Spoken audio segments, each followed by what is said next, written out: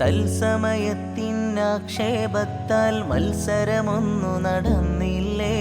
തേൻകനി വെച്ചു മുറിക്കാനായി മങ്കത്തൻ കത്തിയെടുത്തില്ലേ? പൊന്നൊളി യൂസുഫ് അടുത്തു വരുമ്പോൾ കന്യകളന്താളിച്ചില്ലേ? ലക്ഷ്യം തെറ്റിപ്പോയില്ലേ? ആ തങ്ക കയ്യു മുറിഞ്ഞില്ലേ?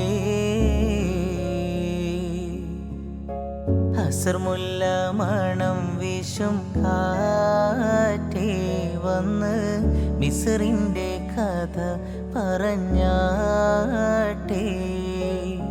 മുഖം പൊത്തി സുലൈഖപ്പു ബീവി പണ്ട് മുഹബത്താലല്ലേ ചിരി തൂകി.